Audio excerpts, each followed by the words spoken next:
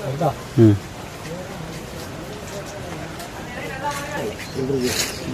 பதினோரு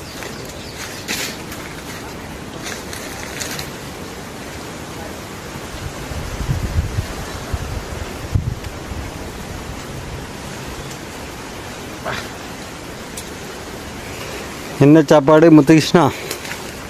இன்னைக்கு பழைய சோறு கஞ்சி.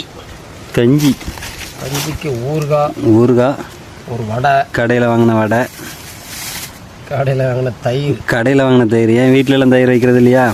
மாடு வளர்க்குறதுக்குலாம் இல்லைப்பா. மாடு வளர்க்கலையா? என்ன வெங்காயம் இன்னைக்கு ஒரு பிடி தான். அவங்க கூட சேர்ந்தவங்களாம் சாப்பிட வரலையா? அவங்க பூரா ஹோட்டல் சாப்பாடு சாப்பிட்றாங்க. ஹோட்டல் சாப்பாடு. நீ மட்டும் தான் வீட்டில் உள்ள சாப்பாடு என்ன இது சாப்பிட்டா திருப்தியாக இருக்கும். சாப்பிடு. சாப்பாடு சாப்பிட்டா உப்பு இல்லையா பகுதி நீத்திரியாக நடந்திருக்கு. சரி சாப்பிடு.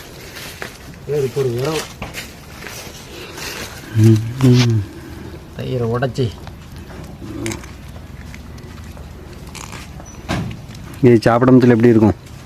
அப்படி அந்த வயிற்றுக்கு குளிர்ச்சியாக இருக்கும். இன்னொன்று வயிறு திருப்தியாக இருக்கும். சாப்பிட்றதுக்கு திருப்தியாக இருக்கும்.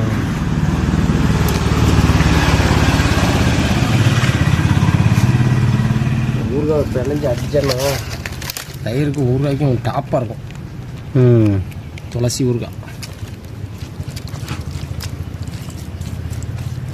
போட்டு விரைவிடணும்.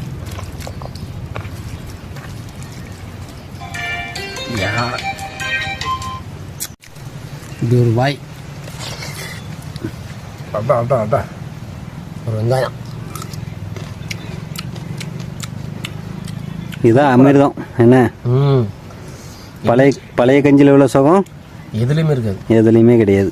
எப்பேற்பட்ட சாப்பாடு சாப்பிடு. காலையில் இட்லி தோசை கீசை சாப்பிட்டு அதுக்கு ஒரு வெங்காயம் வச்சு அது வேற லெவலில் இருக்கும். வெங்காயம் தயிர் இதே நம்ம வீட்டில் உள்ள உறவுத்தின தயிர் இதோட டேஸ்ட் கூடும். வீட்டில் தான் தயிர் தான். இப்போ இங்கே மாடு வளர்க்க மாட்டேங்காங்களே. மாடு எங்கே போட்டு வளர்க்க?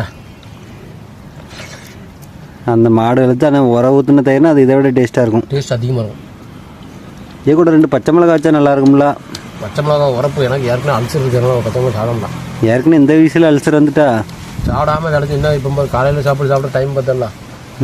6 மணிக்கு வேலைக்கு வந்தாச்சு. சாப்பிட டைம் 10 ஆகிட்டு. அல்சர் வராமல் என்ன செய்யும்? என்னதான் இந்த மாதிரி வாழை தோட்டத்துக்குள்ளேருந்து சாப்பிட்றது அருமை தான். ஆமாம். வண்டி வாகனம் இறைச்சல் இருக்குது. இயற்கையில் காற்று நல்ல இடம் நல்ல நிழல்.